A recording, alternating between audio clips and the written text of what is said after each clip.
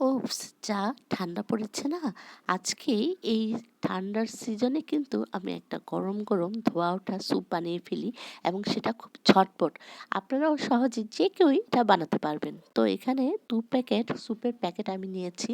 তো সেখান থেকে আমি ঢেলে নিয়েছি, একটি বাটিতে তৈরি করে নিচ্ছি আগে মিশ্রণটা। তো ২ প্যাকেট স্যুপের পাউডারগুলি নিয়েছি। এখানে আমি আরও ৩ টেবিল চামচ পরিমাণের মতো আমি কর্নফ্লাওয়ার দিয়ে দিচ্ছি। কারণ স্যুপটা আমি খুব বেশি করেই বানাচ্ছি। এইজন্য আমি আসলে এক্সট্রা কর্নফ্লাওয়ার গুলি নিয়েছি। আপনারা এটা স্কিপ করতে পারেন।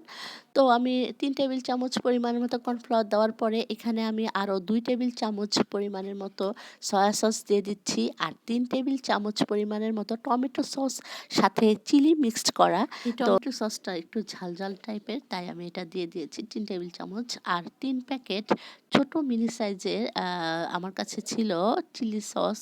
তো সেটাও আমি আসলে দিয়ে দিয়েছি। তো এই চিলি সসটা দেওয়ার পরে সবকিছু আমি একটু চামচ দিয়ে ভালো করে মিক্সড করে নিয়েছি। আর এখানে আমি ২ টো ডিমের কুসুম নিয়েছি। একটি হাঁসের ডিম ছিল, সেটার কুসুমটা আমি নিয়েছি। আরেকটি মুরগির ডিমের কুসুম আমি নিয়েছি। তো ২ টো মিক্সড করে এখানে আমি দিয়ে দিচ্ছি। স্যুপের পাউডারের মিশ্রণের সাথে আমি কুসুমগুলো মিক্সড করে দিচ্ছি। এখানে আমি বড় কাপের ১ কাপ পানি আমি এখানে দিয়ে তারপর সবকিছুকে ভালো করে গুলিয়ে বা মিক্সড করে নিয়েছিলাম। তো এখন আমি এই মুরগির মাংস আর চিংড়ি মাছ এগুলোকে লম্বা করে কুচি করে কেটে নিয়েছি। এগুলোকে একটু হালকা ভেজে নিব। প্রায় ১ টেবিল চামচ পরিমাণের মতো তেল দিয়েছি। এখানে আপনারা বাটার দিয়েও রান্না করতে পারেন। এখানে আদা কুচি আমি দিয়ে দিয়েছি। তো সবগুলোকে আমি একটু ভালো করে ভেজে নিচ্ছি। তো ৩-৪ মিনিট ভাজার পরে আমি এখানে প্রায় ৩ কাপের মতো পানি দিয়ে দিব, যাতে মুরগি আর চিংড়ি মাছের আর আদার একটা ফ্লেভার আসে এই পানিটাতে। স্টক, চিকেন স্টক যাকে বলে, সেটা তৈরি হয়ে যাবে। তো আমি এটাকে আরেকটু ভালো করে জাল দিয়ে নিব, মানে ফুটিয়ে নিচ্ছি। এখানে আমি সামান্য পরিমাণে লবণও কিন্তু আগেই দিয়ে দিয়েছিলাম।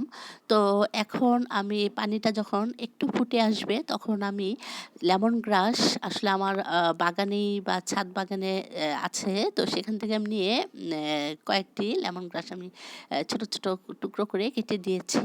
তা এরপরে আমি দিয়েছিলাম সেই মিক্সড করা স্যুপের পাউডার, পানি দিয়ে যেটা আমি মিক্সড করে রেখেছিলাম, একটা মিশ্রণ তৈরি করেছিলাম। তো সেগুলো দিয়ে দিয়েছি।